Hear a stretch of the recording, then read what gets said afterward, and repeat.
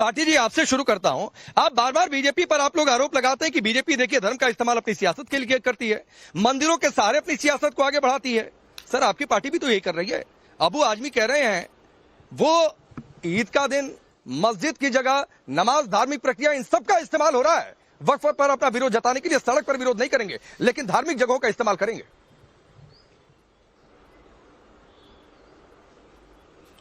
नहीं राकेश जी, आपने कई बार डिबेट की है इस विषय पर और मैं कई डिबेट में आपके साथ शामिल रहा हूं। हमारे मीडिया के साथी एक तरफा कह के ये तो आरोपित करते हैं कि मुसलमान विरोध क्यों कर रहे हैं, लेकिन कभी आपने उनके मन की बात समझने की कोशिश की है कि विरोध का कारण क्या है। एक समाज को, एक संप्रदाय को लेकर आप कोई कानून दे के आ रहे हैं और उस संप्रदाय को आपत्ति है, आप उनकी आपत्ति पे भी ऐतराज कर रहे हैं। क्या देश में लोकतंत्र खत्म हो गया? क्या देश में संविधान खत्म हो गया? विरोध करने का अधिकार हमें लोकतंत्र, हमारा संविधान देता है। अगर पूरे मुस्लिम समाज को इस पर संदेह है वक्फ बिल पर, और उन्हें लगता है कि सरकार इस बिल में ऐसे फेरबदल करने जा रही है कि वक्फ से उनका अधिकार हट जाएगा और उनकी जमीनें, उनकी प्रॉपर्टी कब्जा ली जाएगी, उस पर सरकार की नजर है, वो प्राइवेट लोगों को दे दी जाएगी, उसकी बंदरबांट कर दी जाएगी और वक्फ के अंदर गैर मुस्लिम लोगों को घुसाया जा रहा है, प्रशासनिक अधिकारियों को ज्यादा अधिकार दिए जा रहे हैं, उसका जो चरित्र है वो बदला जा रहा है। अगर ये इस बात पे लोग विरोध कर रहे हैं तो क्या सरकार को और हमारे मीडिया के बंधुओं को इसे समझने की कोशिश नहीं करनी चाहिए? उनकी बात को कुछ सम्मान नहीं देना चाहिए? ऐसे कह के पेश किया जाता है जैसे ये कोई हमारे देश के नागरिक नहीं है, ये कोई हमारे शत्रु हैं। हमारे अलग अलग चैनलों पर होते हैं, कभी समय निकालकर मेरा शो देख लिया करिए, नहीं तो सर पुरानी क्लिपिंग देख लिया करिए। कल और परसों भी नहीं, परसों और नरसों 2 दिन मैंने जहां पर शो किया था नागपुर के मोमिनपुरा में जाकर, तो वहां पर भी लोगों की राय अलग अलग थी। तो सर देखा करिए शो, हम हर विचारधारा के लोगों के बीच जाते हैं। आपको ये अच्छा ना लगे, लेकिन मैं फिर अपने मूल सवाल पर आता हूं, क्योंकि आपने बहुत होशियारी से मेरा मूल सवाल स्किप कर दिया। मैं सवाल फिर दोहरा रहा हूं और मेरा सवाल यह है कि क्या आपने मस्जिद, नमाज और ईद, इन धार्मिक पर्वों का इस्तेमाल अपनी सियासत साधने के लिए नहीं किया, अपने वोट बैंक को साधने के लिए नहीं किया? नहीं, एक तो मैंने आपके ऊपर यह आरोप नहीं लगाया कि आप एक तरफा रिपोर्ट दिखाते हैं या एक तरफा। मैं तो ये कह रहा हूं कि सभी लोग, हम सभी लोग, जो मुस्लिम समाज के लोग अगर वक्फ बिल को लेकर विरोध कर रहे हैं तो उनकी भावना हमें समझने का प्रयास करना चाहिए। नहीं, इसमें आपत्ति क्या? आप जो ये आपत्ति कर रहे थे कि काली पट्टी लगा के वो किया, अब आज लखनऊ में अखिलेश यादव जी को आधे घंटे तक काली पट्टी पर नहीं आपत्ति है, रोक के रखा। ओहो, आप बात नहीं समझे। मैं स्टैंड अपना क्लियर कर देता हूं, काली पट्टी पर कोई दिक्कत नहीं है, लेकिन काली पट्टी पहनकर सड़क पर मार्च निकालिए, धरना पर बैठ जाइए, ठीक है।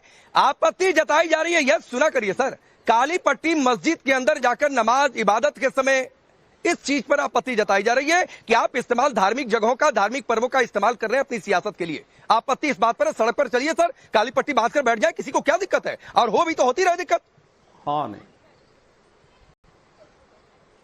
नहीं, मोटे तौर पे ये धार्मिक स्थलों पर राजनीतिक नारेबाजी नहीं होनी चाहिए, मैं आपकी बात से सहमत हूं। लेकिन हमने इस देश में, हमने भी ये देखा गाने बजते हुए कि जो राम को लाए हैं हम उनको लाएंगे। आपने किया ना इस्तेमाल रामनवमी के रामनवमी के जलूस, तो फिर मतलब आप और बीजेपी में कोई फर्क नहीं हुआ आपके हिसाब से? तो फिर आपने आपके हिसाब से आप बीजेपी के रास्ते पर चले गए? आपके हिसाब से गलत, मैंने तो कहा नहीं।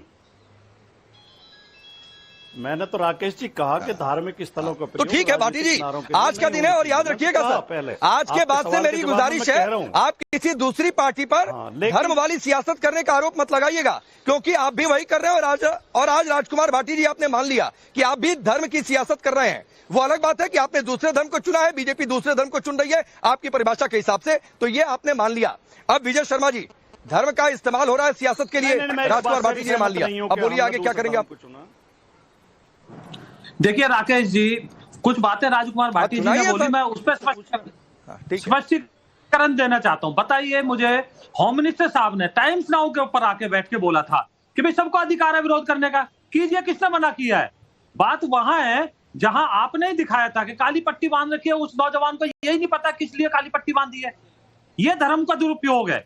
भाटी जी, अपनी पार्टी को समझाइए, जो आपकी पार्टी बरगला रही है मुसलमानों को, आप मुझे बताइए इसमें क्या गलत है वक्फ बोर्ड के अंदर?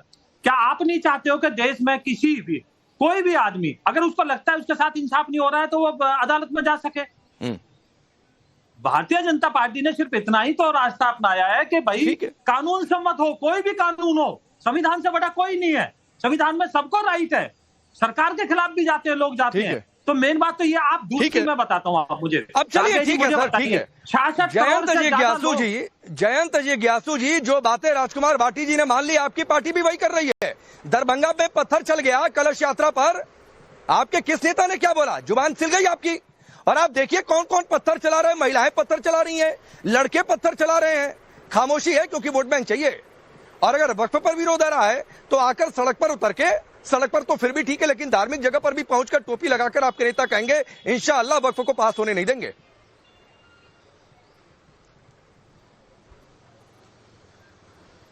देखिए, हम लोगों की पार्टी इस देश में सर्वधर्म धर्म समभाव की भावना को मजबूत करने के लिए काम करती रही है अपने स्थापना काल से ही। और जिस तरह की भाषा उत्तेजना के लिए और माहौल को बिगाड़ने के लिए प्रयोग की जाती है, उससे इस देश का भला नहीं होगा, न तो इस देश में कोई सांप्रदायिक सद्भाव कायम रह सकेगा। इसलिए हम एक जिम्मेदार पार्टी के नुमाइंदे होने के नाते सभी देशवासियों से यह अपील करते हैं कि ऐसा कोई भी पर्व जो बाकी मतावलंबियों को चिढ़ाए, उकसाए और उससे नफरत करने के लिए बाध्य करे, मैं समझता हूं कि यह धर्म की भी तौहीन होगी। और सियासतदानों से भी तो कलश यात्रा पर पत्थर चलाना चिढ़ाना है कि नहीं हिंदुओं को, जरा बताइएगा मुझे। अपनी राजनीति में पालन करें।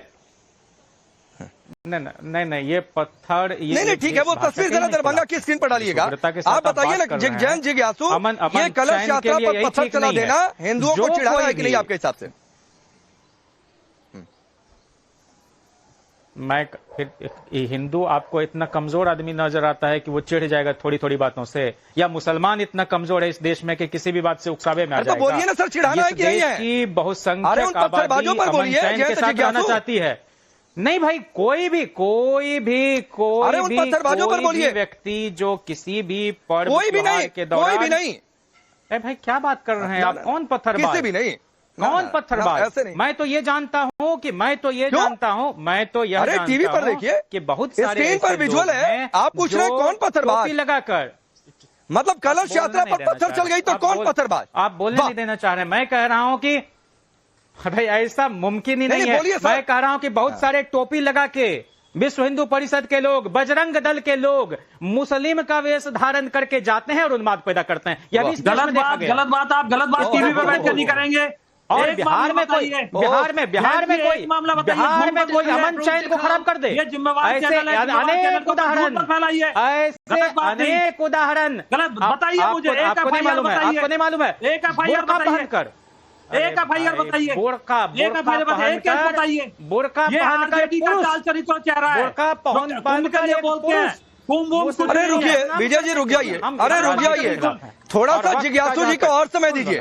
विजय भाई रुकिए, थोड़ा सा जयंत जिज्ञासु को और समय दीजिए और जरा देखिए कि इनके मन में क्या भरा हुआ है। इनके मन की बातें बाहर निकलने दीजिए और देखिए किस तरीके से आश्चर्य होगा। चलिए बोलिए, आपके हिसाब से ये टोपी पहनकर हिंदू समुदाय के लोग, सुनिए ना, दरभंगा में हिंदू समुदाय के लोगों ने टोपी पहनकर पत्थर चला दिया। आपके हिसाब से एक हिंदू पुरुष किस तरह से बदनाम कर रहा था? अच्छा अरे भाई, मैं कह रहा हूं कि जो कोई भी व्यक्ति शांतिपूर्ण प्रदर्शन नहीं करता, किसी भी पर्व त्योहार में हंगामा खड़ा करता है, हम उसकी निंदा करते हैं।